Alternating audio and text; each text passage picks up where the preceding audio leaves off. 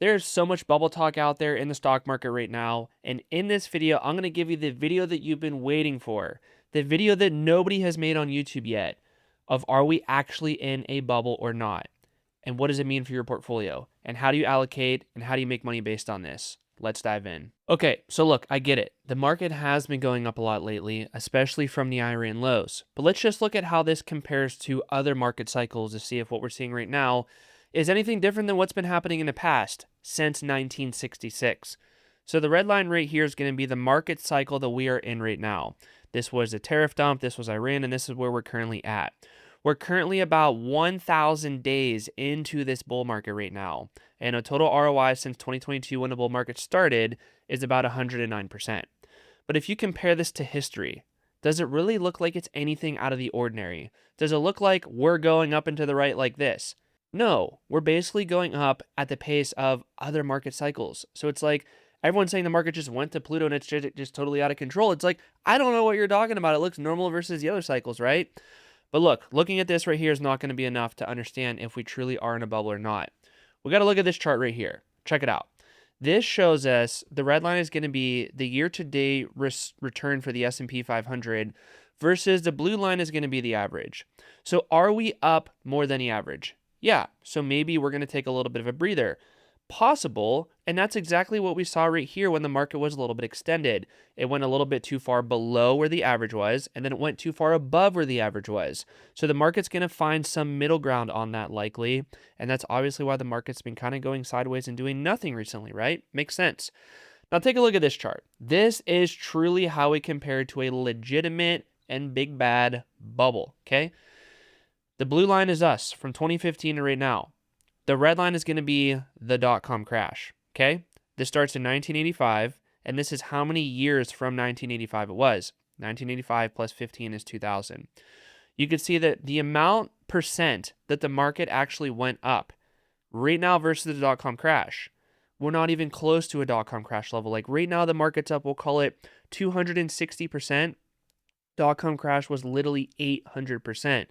And we all know what happened in dot-com crash. There was anything with the .com behind the name, the company was getting money thrown at it. There was no earnings, no revenue. Many of these companies were totally pre-revenue. It was all very speculative. And all people seem to be saying right now is, well, oh my God, we're making the same mistake again. But I don't see that based on these charts so far. So let's go into another one.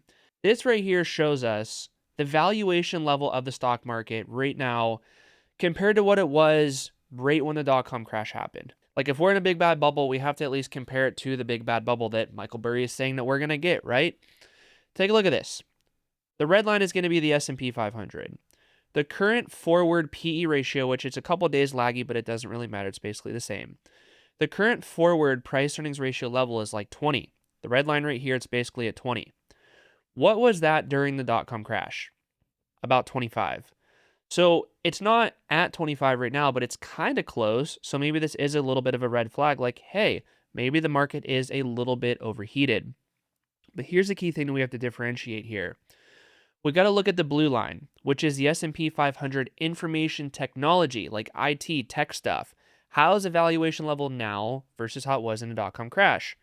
Right now it's about 21 and a half. Down here on the blue line, 21 and a half. The market's obviously been coming down a little bit, been going sideways a little bit. Earnings per share has been catching up.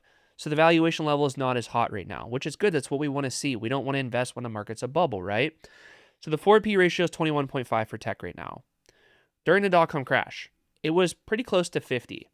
So do you understand that during the dot-com crash, it was literally more than double the valuation level right now? Like, let me put this in perspective for you. This is a computer mouse, okay? Stupid analogy, but just follow me on this. Right now, you're paying $21 for this mouse, and this mouse is a business. 21 bucks you pay for it right now, and it gives you $1 per year in profits. That's what a 21 for a PE ratio actually means. But during the dot-com crash, when it was basically a P ratio of 50, you are paying 50 bucks for this mouse right here, 50 bucks, and you're only getting $1 back a year in profits. So do you understand that people were pricing the market to euphoria and max bullishness? And when that max bullishness and euphoria didn't get met, the expectation did not meet the reality. The market obviously corrected, right? And if I go back to this chart right here, it's no surprise. It was a dot-com crash. It was bad. Everybody was freaking out and panicking. Even Greenspan came out and said the market is irrational. There's irrational exuberance out there. But guess what? He was also, quite a bit of ways early. He called this out when it was like 300% rally, and then it went up to 800%. So again, it also shows that like timing the market perfectly is very, very hard to do. But it was obvious the market was expensive in this time period here, and it's no surprise that it went up from basically up 800% to only up 400%. So basically a 50% crash, okay? So by looking at this right here, again, I don't see a bubble in the NASDAQ. I don't see a bubble in tech, but the S&P 500 might be a little bit overvalued. But the charts that we're going to go through for the rest of this video right here is maybe going to cancel that out. Maybe it's more of a bubble than what we think. Maybe it's actually less than a bubble of what we think. Take a look at this one right here. One other gauge here to get a vibe of where the actual fundamentals are at, where the valuation is at for different market indices. The pink line's the Mag 7 stocks. So that's going to be Alphabet, which is Google, Amazon, Apple, Meta, Microsoft, Nvidia, and Tesla. Okay. How is a forward P ratio right now? How is the valuation level? Like P ratio is just a good way to get valuation. How is valuation right now for the Mag 7 going forward? It's 24. It's nowhere near what it was up here, where it was basically 40 going forward. It's nowhere near what it was when this whole, the market fell like 35% in 2022. It's nowhere near that level right now. The valuation level is almost half of what it is.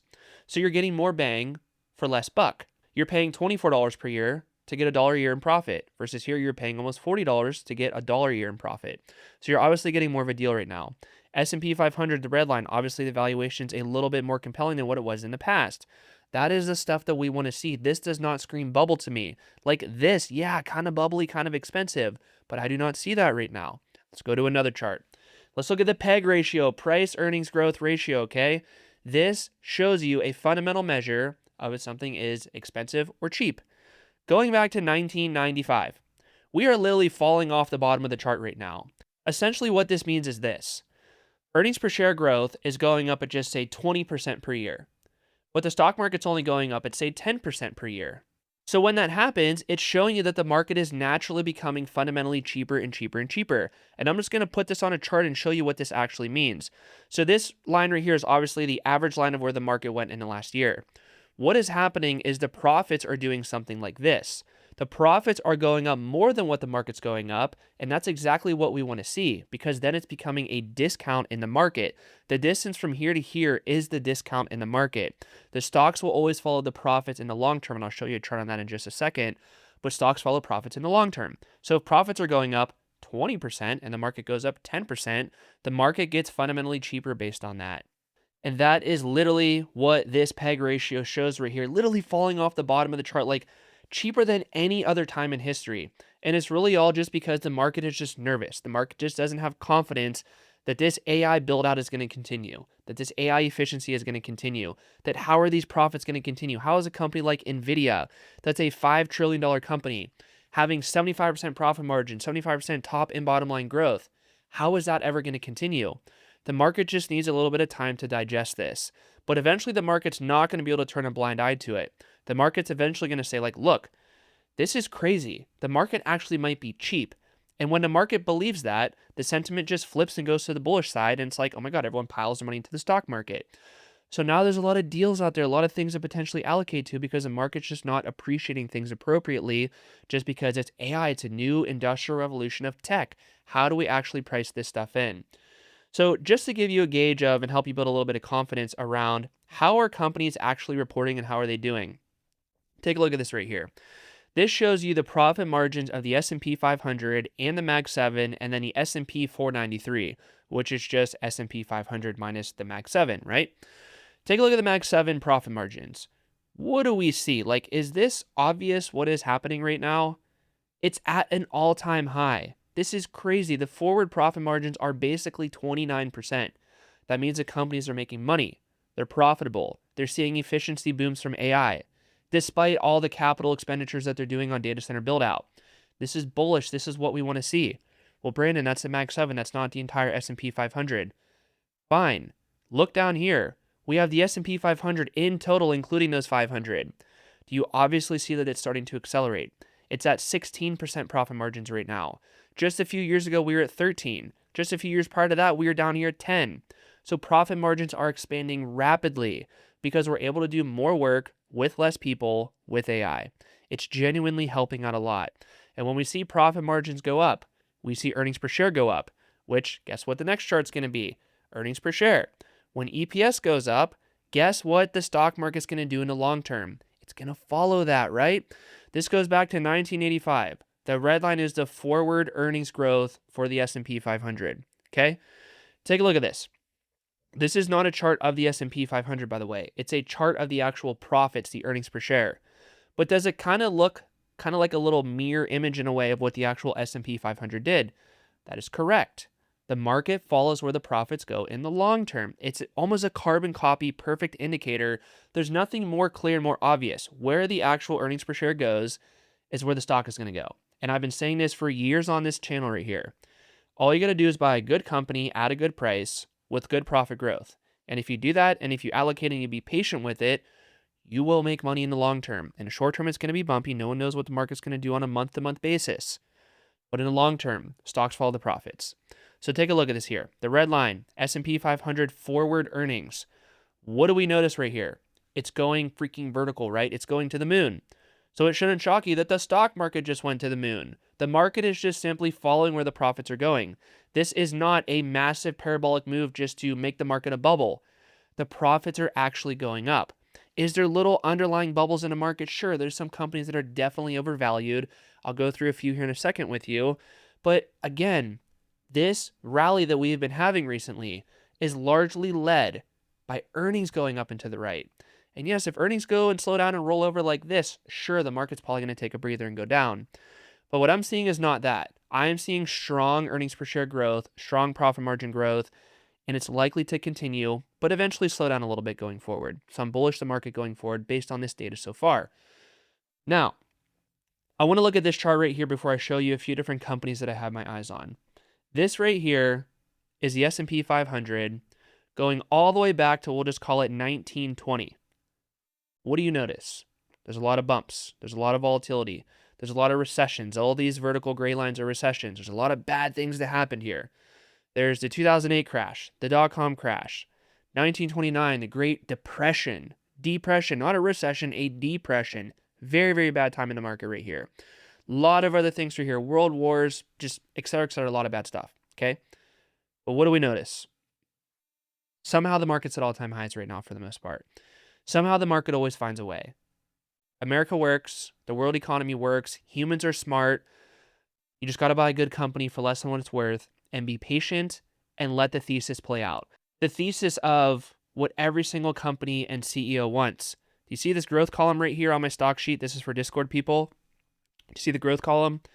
They all want growth. They all want to raise their revenue, boost their earnings per share, make the company more valuable, make their moat better, ensure the competition can't crush them, ensure that the economy is okay that they're operating within, ensure that what they're trying to do is actually possible and there's not a bunch of execution risk. And then when we have all this stuff that looks decent and we get it for a good valuation, that's where it shows up towards the top of my stock sheet right here. This, in my opinion, is a cream of the crop companies to invest in. You could obviously see I like to invest a lot in the S&P and NASDAQ, but I do buy individual stocks. I do options in a way that makes sense. All long duration options. I do call options only when it's compelling to do. But right now, I'm not saying the market is a table pounder deal, but there is definitely opportunities out there. But I want to focus down here a little bit on the bottom here. I know that a lot of you guys buy the speculative companies that have been running to the moon.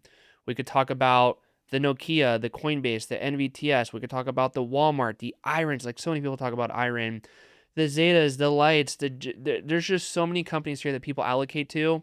And they honestly, the Marvell, geez, that's another big one.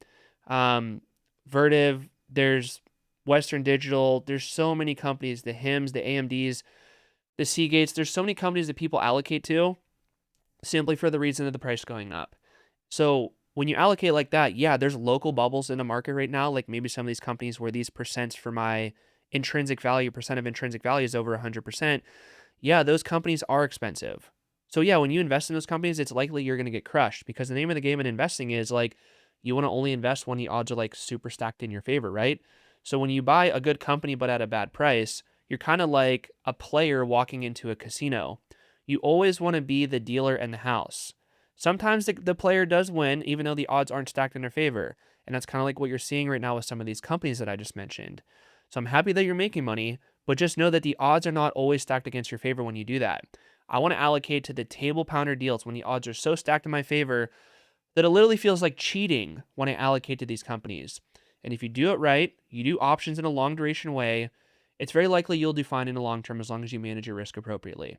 So, market overall, not a bubble. Market overall, there's pockets of bubbles, but S&P and Nasdaq overall are not a bubble in my opinion. That does not mean we're not going to get volatility going forward. We totally will. But if you buy good companies for less than what they're worth and you be patient and hold for the long term, you are likely to do very, very well. And the environment we're in right now, you should be grateful that we have an opportunity like this right now, a generational buying opportunity for some of these companies. If you could just be patient with it and not look at your portfolio 14 times a day and just let the thesis play out. Okay. So that's really it. If you got value, drop a like, subscribe, drop a comment below. Let me know what you think. And if you want to learn more about my option system, you got to watch this video right here. It'll help out a lot. But if you just want to get the full shebang system, access to my training, my Discord, my stock sheet that I just showed you, click the link below, 10-day stocks and options transformation. It will genuinely change your life. Hundreds and hundreds of 5-star reviews on WAP. Check it out. See you guys there.